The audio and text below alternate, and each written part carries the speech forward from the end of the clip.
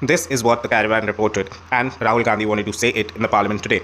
Lieutenant General Yogesh Joshi, the chief of the Indian Army's Northern Command, received a phone call at 8:15 on 31st August 2020. The information he received alarmed him. 4 Chinese tanks, supported by infantry, had begun moving up a steep mountain track towards Rechinla in eastern Ladakh. Joshi reported the movement to the chief of the army staff, General Manoj Mukund Narwane, who immediately grasped the severity of the situation. The tanks were within a few hundred meters of the Indian positions on the Kailash range, the strategic high ground that Indian forces had seized hours earlier in a dangerous race with People's Liberation Army. In this terrain, on the disputed land of actual control, the de facto border between the two countries, every meter of elevation translates into strategic dominance. The Indian soldiers fired an illuminating round, a kind of warning shot. It had no effect. The Chinese kept advancing. Narwane began making frenetic calls to the leaders of India's political and military establishment, including Rajnath Singh, the defense minister, Ajeet Doval, the national security advisor, General Bipin Rawat, the chief of the defense staff, and S. Jaishankar, the minister of the external affairs.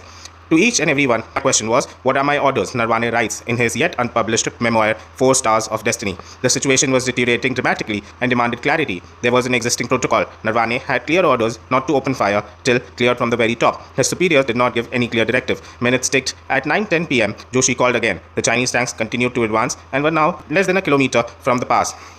At 9:25, Narwane called Rajnath again, asking for clear directions. None came. Meanwhile, a message arrived from the PLA commander, Major General Liu Lin. He proposed a cooling down of sorts. Both sides should stop further movement, and local commanders would meet at the pass at 9:30 a.m. the following morning, with 3 representatives each. It seemed like a reasonable proposition. For a moment, it appeared that an off-ramp was emerging. At 10 p.m., Narwane called Rajnath and Doval to relay this message. 10 minutes later, Northern Command rang up again. The Chinese tanks had not stopped. They were now only 500 meters from the top. Narwane recalls Joshi, saying that the only way to stop them was by opening up with our own medium artillery, which he said was ready and waiting. Artillery duels were routine on the line of control with Pakistan, where divisional and corps commanders had been delegated the authority to fire hundreds of rounds per day without asking anyone up the chain. But this was China. This was different. An artillery duel with the PLA could escalate into something far larger.